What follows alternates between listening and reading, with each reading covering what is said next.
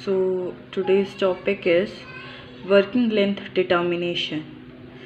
Working length determination is a topic of endo, and working length is like this is our tooth. ये हमारा दांत है.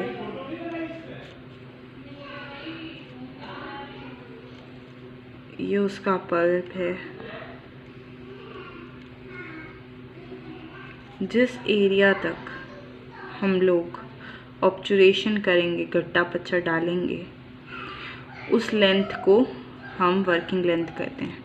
From the reference point. Reference point क्या होता है? वो पॉइंट जहाँ से आपने वर्किंग लेंथ लेना स्टार्ट किया है to the point where you will gonna terminate your length, terminate your observation. जहाँ पे आप अपनी ऑब्जर्वेशन ख़त्म करने वाले हैं टू द पॉइंट जहाँ से आपने स्टार्ट की है, ये total length is called working length. So working length is defined as the distance from the coronal reference point to a point at which canal preparation and obturation should be terminate. Working length क्या होती है? वो distance होता है coronal reference से लेकर के to the point where will gonna stop और terminate or obturation. So reference point क्या होता है? दैट साइट ऑन ओक्लूजल और incisal surface from which the measurement are made. वो सरफेस या वो जगह जहाँ से ओक्लूजली या इंसाइजली, ओक्लूजली ऑन पोस्टीरियर्स, इंसाइजली ऑन एंटीरियर्स, ओक्लूजली या इंसाइजली वो पॉइंट जहाँ से हमने अपना लेंथ लेना या मेजरमेंट लेना स्टार्ट किया है, वो पॉइंट क्या कहलाता है? रेफरेंस पॉइंट कहलाता है.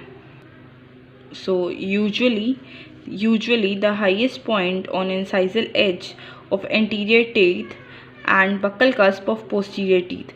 Incisal edge on anterior and buccal cusp on posterior teeth हम यूजुअली लेते हैं. Next, anatomic apex and radiographic apex, apical foramen and apical constructions. ये 3-4 टर्म्स हैं जो कि हमें वर्किंग लेंथ डिटर्मिनेशन जब हम करते हैं तो हमें पता होनी चाहिए क्या है. एनाटमिक एपेक्स जो सी है, tip end of the root determined morphologically. जो टिप का एंड होगा, apex. Apex is this point is called apex.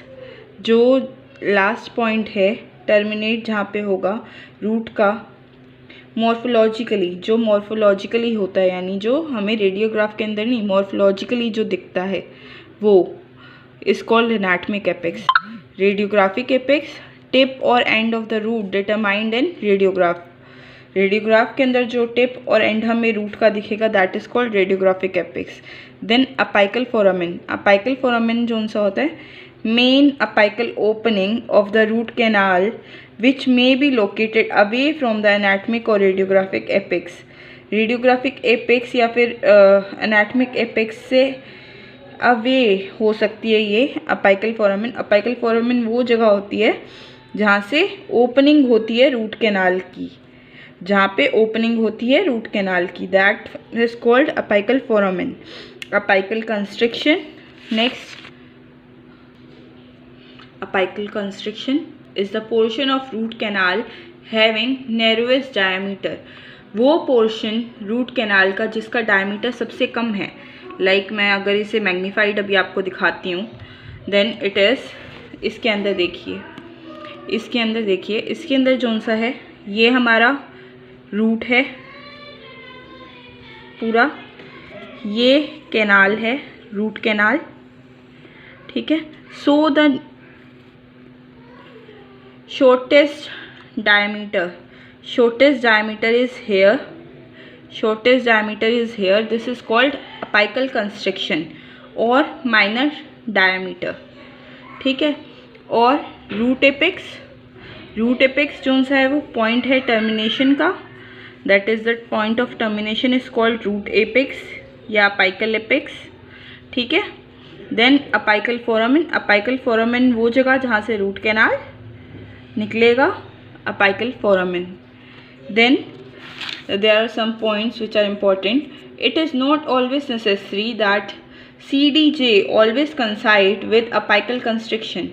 ये जरूरी नहीं है कि हमेशा cementodentinal junction, that is cementum और डेंटिन का जंक्शन, जहाँ पे cementum, if this is our cementum and this is here it will be dentin, so cementum और डेंटिन का जंक्शन जो सा है वो सेम हो ज़रूरी नहीं है.